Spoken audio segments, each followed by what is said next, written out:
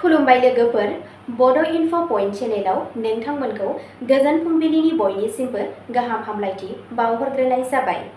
आं दिनै नोंथांमोननि सिगाङाव राशि बायदियै सानसेनि फानजाब ओंथिखौ फरायथिनो लादों। आसा खालामो नोंथांमोना भिडिअखौ नायना मोजां मोनगोन।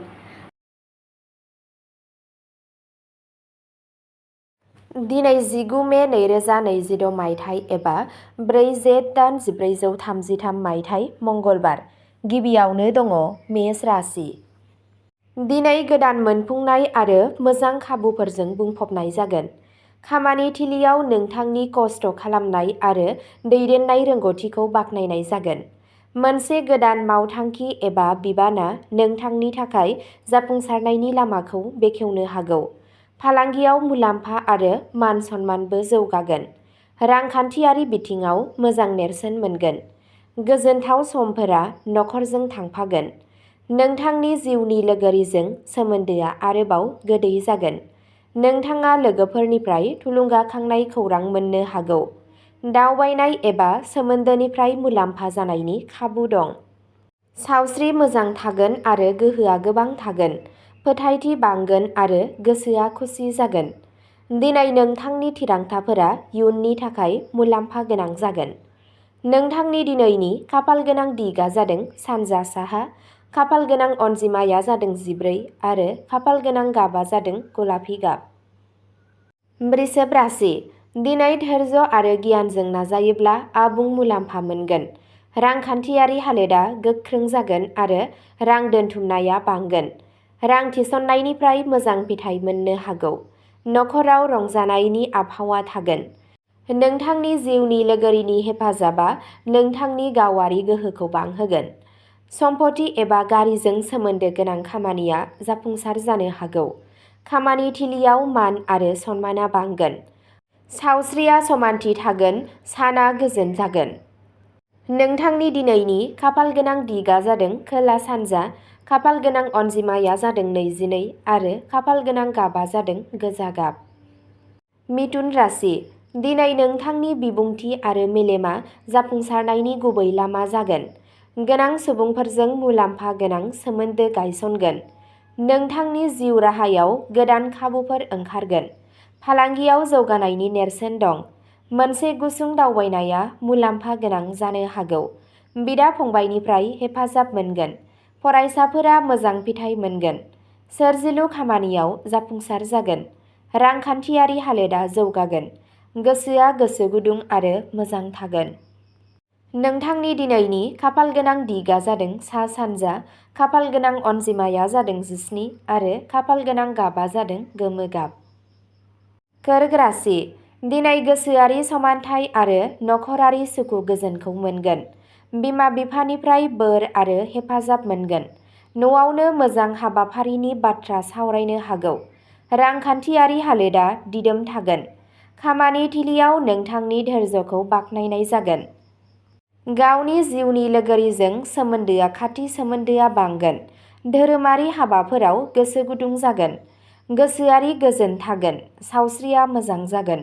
साना गुरै आरो खुसिजों बुंफबनाय जागोन। नोंथांनि दिनैनि खाफालगोनां दिगआ जादों साहा, खाफालगोनां अनजिमाया जादों 20 आरो खाफालगोनां गाबआ जादों गुफुर गाब। सिंह राशि। दिनै नोंथांनि फोथायथि आरो गोरोंथिया गुबुनफोरखौ गोहोम खोख्लैगोन। खामानि थिलियाव जर'खा जाफुंसारनाय मोननो हायो। गोजौ मावख'गिरिफोरा नोंथांनि खामानिजों गोजोननाय मोनगोन। रांखान्थियारि मुलाम्फानि गोदान फुंखा ओंखारगोन। समाजारि मान सन्मानआ बांगोन। नोंथाङा लोगोफोर आरो नखरनिफ्राय थोजासे हेफाजाब मोनगोन। सावस्रिया मोजां थागोन। नोंथांनि गोसोआव थुलुंगाखांनाय आरो गोहोआ थागोन। बे साना गोग्गानाय आरो मान लाबोगोन। नोंथांनि दिनैनि खाफालगोनां दिगआ जादों सानजा, खाफालगोनां अनजिमाया जादों 10 आरो खाफालगोनां गाबआ जादों रोजा मै गाब। कन्या राशि। दिनै नोंथांनि सोलो आरो गोब्राब नाजानाया जाफुंसार जागोन।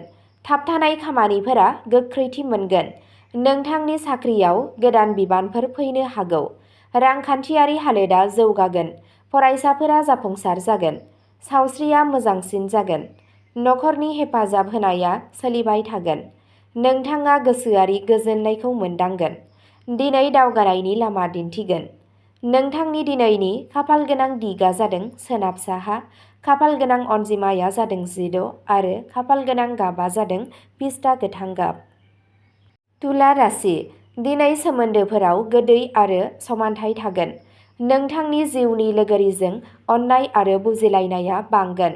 फालांगियाव बाहागोदारिया मुलाम्फा गोनां जागोन। रांखान्थियारि हालोदा गोख्रों जागोन। समाजारि मान सन्माना बांगोन। आरिमुआरि रोंग'थिया जोंखांगोन। दावबायनाया मुलाम्फा गोनां जानो हागौ। गोसोआ खुसि आरो गोजोन थागोन। साना रंजानाय आरो गोरोबलायनायजों बुंफबनाय जागोन। नोंथांनि दिनैनि खाफालगोनां दिगा जादों सोनाब, खाफालगोनां अनजिमाया जादों 25 आरो खाफालगोनां गाबा जादों गेरुआ गाब। वृश्चिक राशि। दिनै नोंथांनि थिरांथाया जाफुंसार जागोन। गोनांथार खामानिफोराव नोंथाङा जाफुंसार जागोन। नोंथाङा बेरेखा हान्जानि सायाव देरहासारगोन। रांखान्थियारि हालोदा जौगागोन। रां थिसननाया मुलाम्फा गोनां जानो हागौ। नखरनिफ्राय हेफाजाब मोनगोन। सावस्रिया मोजां जागोन। गोसोआ गोसो गुदुं थागोन। साना जाफुंसारनाय आरो गावजों गाव गोजोननायजों बुंफबनाय जागोन। नोंथांनि दिनैनि खाफालगोनां दिगा जादों खोला सोनाब, खाफालगोनां अनजिमाया जादों 18 आरो खाफालगोनां गाबा जादों मै गाब। धनु राशि। दिनै खाफाला नोंथांनि फारसे थागोन। दावबायनाय, सोलोंथाय आरो जिउ राहायाव जाफुंसार जागोन। रांखान्थियारि मुलाम्फानि खाबुफोर थागोन। धोरोमारि हाबाफोराव गोसो गुदुं जागोन।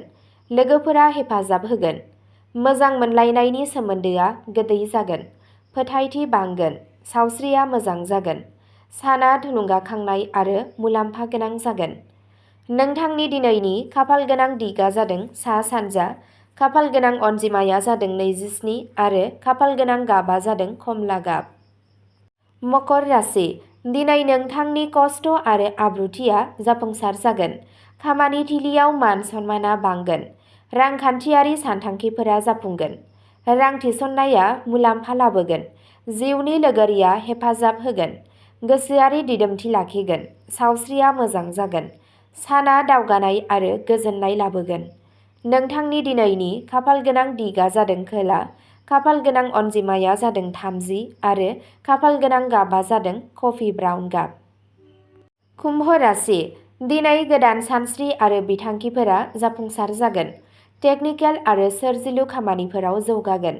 बायजोआरि बिथिंजों सोमोन्दो थानाय आयदाफोराव मुलाम्फा जानायनि जाथावना दं।